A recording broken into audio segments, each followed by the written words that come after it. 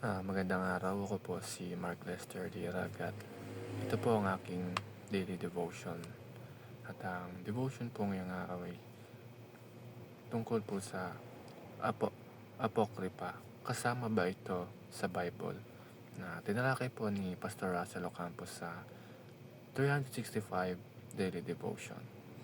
Ang Bible verse po ngayong araw ay galing sa Luke chapter 24 verse 44. Ang sabi po dito ay, He said to them, "This is what I told you while I was still with you.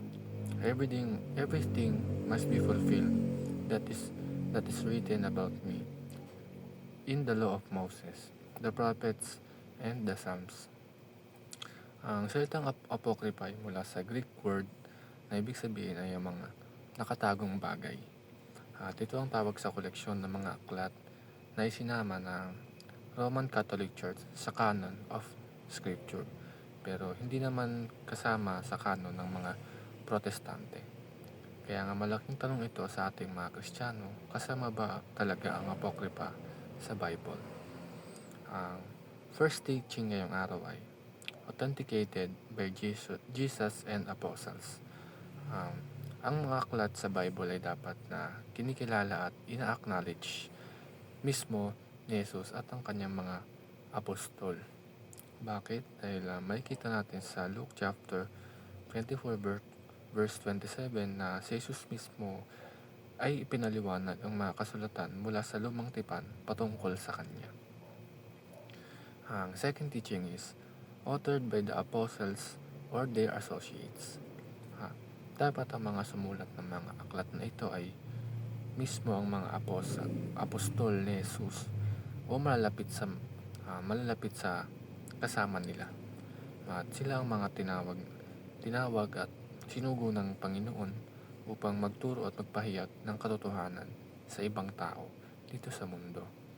At ang Bible dapat na ituturo is dapat ang sumulat nito is yung mga apostol ng Diyos, sila Peter, si John, at yung ibang associates ng apostol na sumulat ng Bible. And last teaching is accepted by the Universal Church.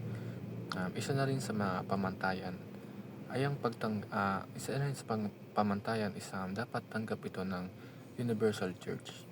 Ang mga aklat na nasa Biblia is dapat tanggap at kinikilala ng lahat ng Kristiyano mula pa naman nung unang panahon. Dapat yung Bible na ituturo natin is kinikilala ng lahat ng Kristiyano dito sa mundo dahil ito yung nabasa na or authored mismo ng mga apostol ni Jesus.